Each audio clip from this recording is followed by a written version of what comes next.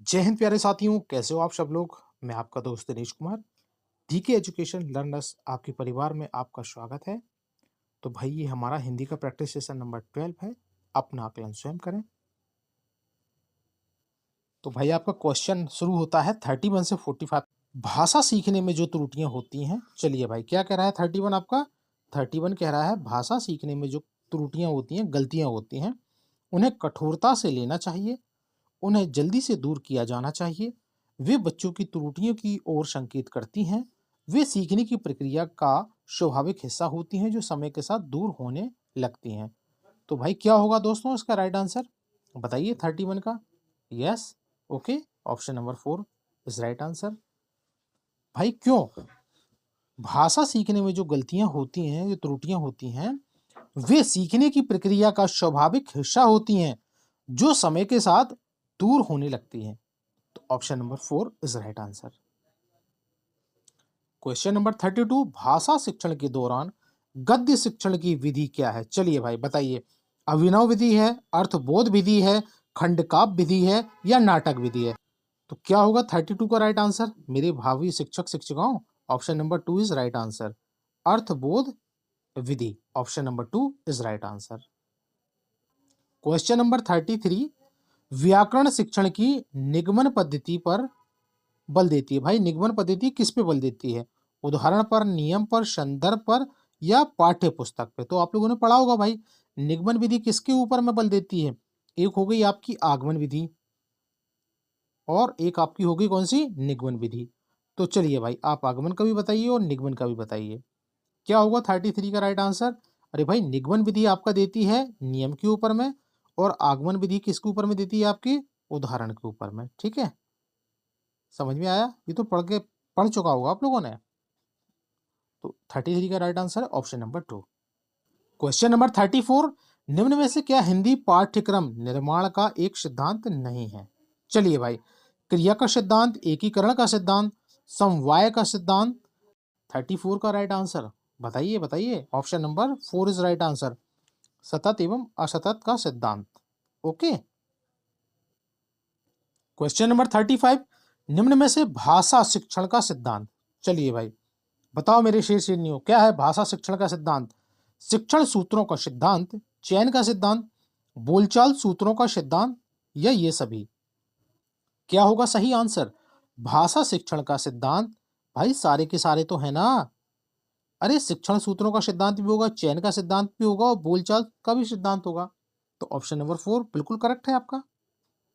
Question number 36, भाषा शिक्षण में मूल्यांकन का प्रयोजन। चलिए भाई बताओ दोस्तों, मूल्यांकन का क्या प्रयोजन है? किस लिए मूल्यांकन का किया जाता है, क्यों किया जाता है? अरे भाषा के प्रति रुचि जागृत करना, विषय की जांच करना, अगली कक्षाओं में पदोन्नति या क्रमोन्नति करना। तो बताओ दोस्तों, या ऑल ऑफ दीज? तो क्या है 36 का राइट आंसर क्या होगा? अरे भाई ऑल ऑफ दीज, ये सारे के सारे। Okay, option number 4 is right answer. Question number 37, पढ़कर अर्थ ग्रहण करने का उद्देश्य पूरा होता है। भाषा शिक्षण का यह क्रियाकलाप क्या है भाई? प्रश्न पूछना है, वार्तालाप करना है, शब्द का विश्लेषण करना है। तो क्या होगा दोस्तों 34 का राइट आंसर बताओ। तो प्यारे साथियों इसका राइट आंसर है ऑप्शन नंबर 4, वाचन। ठीक है। अरे भाई पढ़कर अर्थ ग्रहण करने का उद्देश्य पूरा होता है, भाषा शिक्षण का यह क्रियाकलाप। अरे कब पूरा होगा? जब वाचन कौशल का आप प्रयोग करोगे तभी तो होगा ना। तो option number 4 is right answer. Okay. Question number 38, एक विद्यार्थी वर्णों को पहचानने तथा शब्दों के अर्थ लिखने में परेशानी महसूस करता है या करती है, तो यह कमी क्या कहलाएगी? भाई डिसलेक्सिया कहलाएगी, डिसग्राफिया कहलाएगी, या डिसफोनिया कहलाएगी या बोलने की अक्षमता कहलाएगी? तो बताओ मेरे प्यारे साथियों क्या होगा 38 का राइट आंसर। भाई 38 आपका क्वेश्चन कह क्या रहा है, दोबारा फिर से पढ़ो, समझ में आया कि नहीं आया? अरे एक शिक्षार्थी है, एक बेचारा आपका स्टूडेंट है, वर्णों को पहचानने पहचानने मतलब कि पढ़ने में तथा शब्दों के अर्थ को लिखने में परेशानी महसूस करता है। तो भाई किससे अक्षमता है?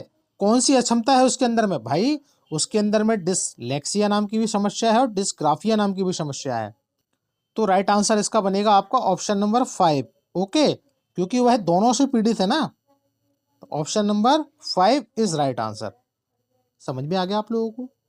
इससे आपको 2 क्वेश्चन 3 क्वेश्चन मिलेंगे आपके एग्जाम में, 2 या 3 नंबर दे के जाएगा ये, ठीक है? तो इसको छोड़ना नहीं है, हल्के में पकड़ के रखना है। क्वेश्चन नंबर 39, मातृभाषा आधारित बहुभाषिकता समर्थन करती है। चलिए भाइयों, ऑप्शन नंबर 1 क्या कह रहा है? सभी बच्चे अपनी विद्यालयी शिक्षा अपनी मातृभाषा तथा घर की भाषा में आरंभ करते हैं। सभी बच्चे अपनी राज्य की भाषा में विद्यालयी शिक्षा आरंभ करते हैं। सभी बच्चे अपनी विद्यालयी शिक्षा अंग्रेजी माध्यम तथा अपने घर की भाषा में आरंभ करते हैं। ऑप्शन नंबर 4 क्या कह रहा है? सभी बच्चे हिंदी प्रथम भाषा के रूप में पढ़ते हैं। तो बताओ मेरे प्यारे साथियों, बहुत हो गया पढ़ना पढ़ाना, अब तो प्रैक्टिस सेट लगाना और अपना आकलन स्वयं करके ही जाना। क्या होगा इसका सही आंसर? क्या कह रहा है 39? मातृभाषा आधारित बहुभाषिकता किसका समर्थन करेगी?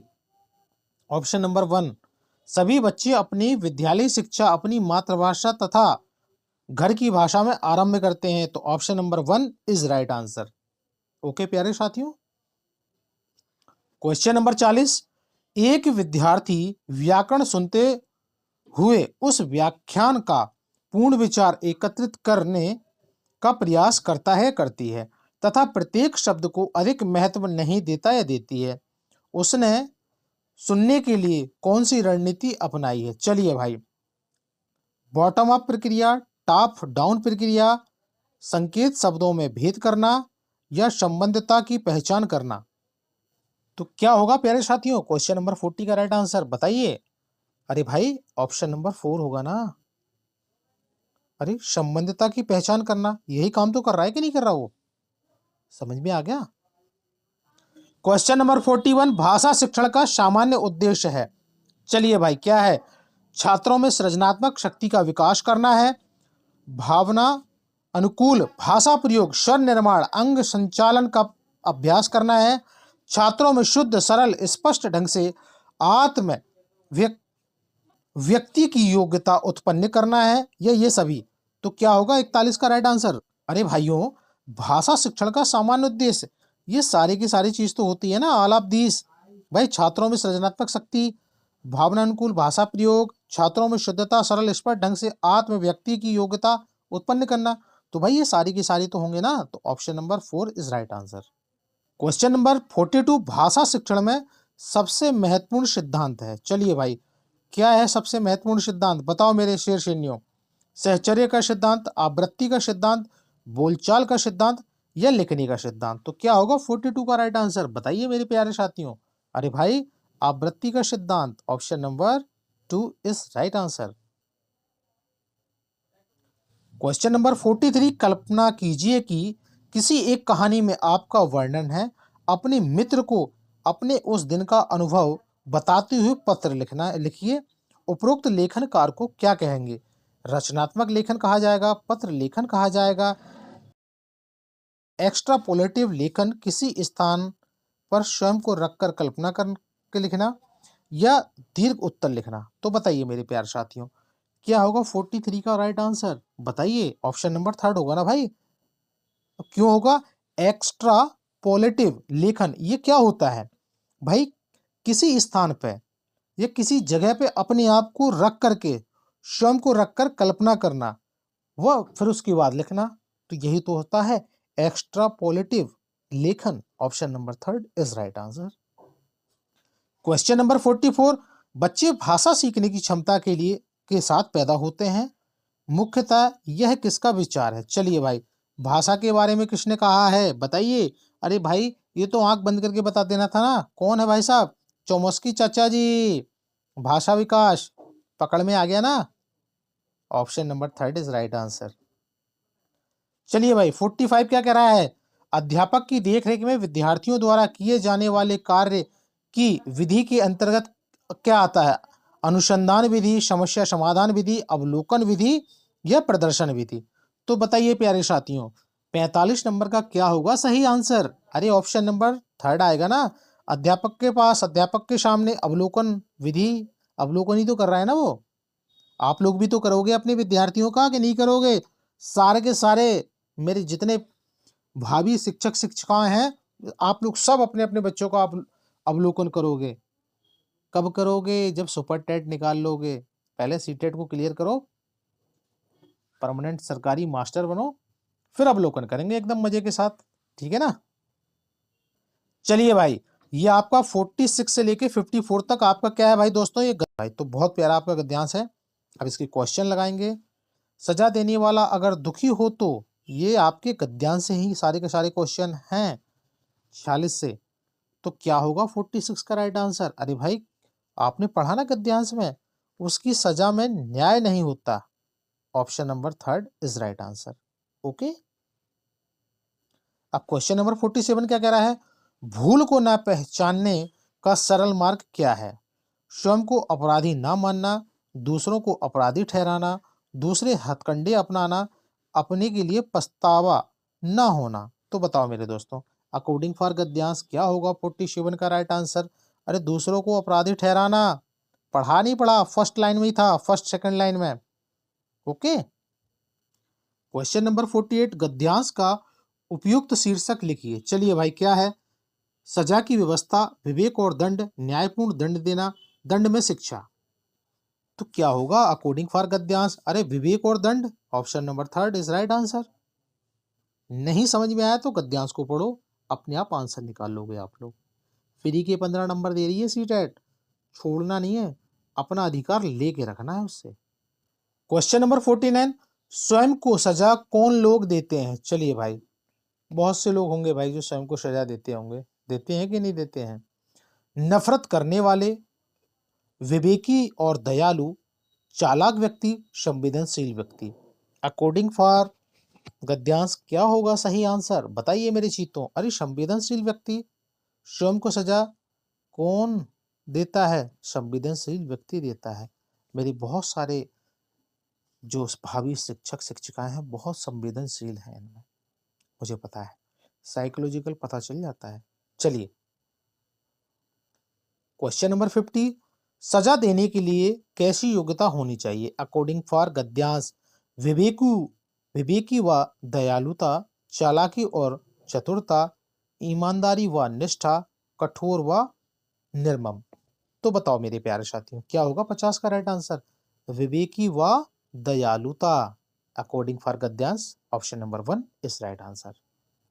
क्या कह रहा है भाई 51, जो प्रायश्चित करते हैं उसे क्या नहीं दिया जाता? दंड, प्रेरणा, सम्मान, प्रेम। बताइए भाई अकॉर्डिंग फॉर गद्यांश क्या होगा? भाई जो प्रायश्चित करता है उसे दंड नहीं देना चाहिए। Okay, option number 1 is right answer.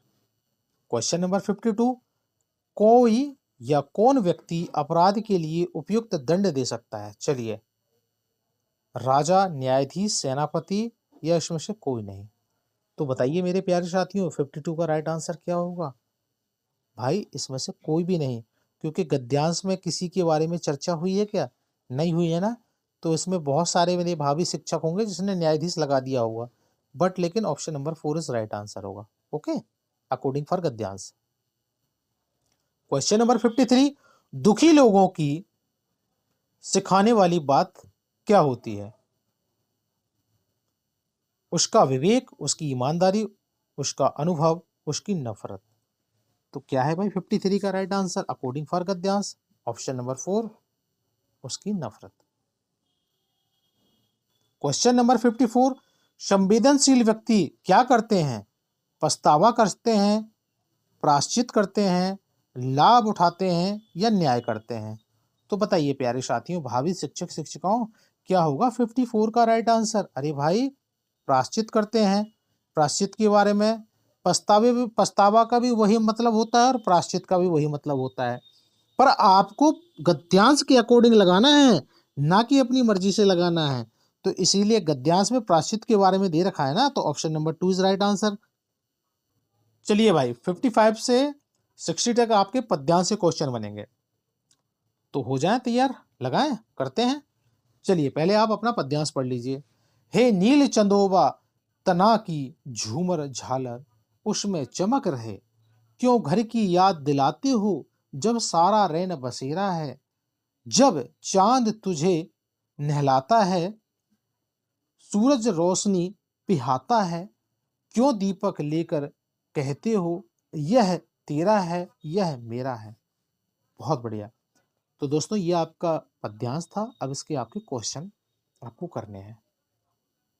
तो क्या कह रहा है भाई पद्यांश आपका? क्वेश्चन नंबर 55, पद्यांश में प्रयुक्त पद नील चंदोबा का क्या अर्थ है? क्या भाई पूर्ण चांदनी, नीला आकाश, सुसज्जित मेहराब या पूर्णिमा की रात? तो बताइए भाई, कुछ कुछ शब्दों पे ना आपका पूर्व ज्ञान काम देगा आप लोगों को। अरे भाई क्या है? नीला आकाश, नीला आसमान। Option number 2 is right answer.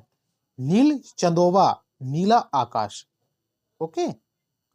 Question number 56, इस गद्यांश के आधार पर निम्नलिखित में से कौन सा कथन असत्य है? चलिए भाई, नीला आकाश एक विशाल मंडल के रूप में ऊपर तना हुआ है। रैन बसेरे में सभी को आने जाने तथा रहने की छूट है। कभी अन्याय के खिलाफ आवाज उठाता है, यह कवि को नित बताया गया है। तो बताओ मेरे प्यारे साथियों, क्या होगा 56 का राइट आंसर? तो मेरे प्यारे साथियों, उसका सही आंसर होगा ऑप्शन नंबर 4। भाई कवि को संपन्न बताया गया है। Option number 4 is right answer. Okay प्यारे साथियों। क्वेश्चन नंबर 57, पद्यांश के लिए उपयुक्त शीर्षक क्या है? चलिए मेरे भाई बताओ। मेरा घर है, नीला आकाश है, चंद्रमा है, दीपक है। तो क्या है अकॉर्डिंग फॉर पद्यांश 57 का राइट आंसर? क्या होगा मेरे शेर शेरनियों? अरे मेरा घर, option number 1 is right answer. Question number 58, पद्यांश में कवि को कौन नहलाता है? चांद, सूरज, पृथ्वी व माँ। तो भाई बताइए मेरे प्यारे साथियों, पढ़ा है ना आप लोगों ने? Option number 1 is right answer, चांद। क्वेश्चन नंबर 59, कवि को किसकी याद दिलाई जा रही है? चांद की, घर की, दीपक की या झूमर की? बताओ भाइयों, क्या है? कवि को किसकी याद आ रही है? अरे भाई उसे घर की याद आ रही है ना। Option number 2 is right answer. Question number 60, झालर किसमें चमक रहे हैं? चलिए भाई, नीले पानी में, नीले आकाश में, सफेद चांदनी में या इसमें से कोई नहीं? तो क्या होगा सही आंसर ऑप्शन नंबर 60 का? अरे भाई किसमें? नीले आकाश में। Option number 2 is right answer. तो मेरे प्यारे साथियों, ये आपका प्रैक्टिस सेशन नंबर होता है कंप्लीट। तो आई होप यू आप लोगों को काफी अच्छा लगा होगा। इसकी सारी की सारी हिंदी प्रैक्टिस सेट की आपकी प्लेलिस्ट बनी हुई है। अपना जाकर के सभी के सभी जल्दी से अपने रिवाइज कर लो, अपना आकलन स्वयं कर लो। और ये वाकई में आपके लिए ना, आपके सीटेट एग्जाम में बैठे हो बस सेम टू सेम बिल्कुल वही आपका पैटर्न है, सिलेबस है। बड़ी हेल्पफुल आपको मिलेगी भाई इससे। आप ये 10-12 भी क्लास देख लोगे ना, जिसने अभी तक कुछ भी नहीं पढ़ा उसका काम कंप्लीट हो जाएगा। मैं यकीन मानिए कम से कम 30 में से 28 नंबर वो बंदा लेके आएगा जिसने ये रिवाइज कर लिया। तो ठीक है, अपनी तैयारी को मजबूत करिए। मिलते हैं अगले प्रैक्टिस सेशन में और एक महामैराथन के साथ। तो तब तक अपना ध्यान रखिए और अपने गुरु के लिए, अपने भाई के लिए गुरुदक्षिणा समझ के लाइक सब्सक्राइब जरूर करिए। चलिए भाई, आप बताइए किस किस को महामैराथन चाहिए, एक बार कमेंट में बताएगा। मैं आपकी एक ऐसी महामैराथन लेके आता हूं जिसमें आपका सारा का सारा पूरा सिलेबस कंप्लीट हो जाएगा। आपको कुछ भी पढ़ने की जरूरत नहीं है। ज़्यादा से ज़्यादा 2 या ढाई घंटे की आपकी या 3 घंटे की एक मैराथन होगी। आपका 100% उसी में से सब कुछ आ जाएगा। तो ठीक है दोस्तों, तब तक अपना ध्यान रखिए, तैयारी को मजबूत करिए, मज़ेदार करिए। मिलते हैं अगले सेशन में। जय हिंद, वंदे मातरम।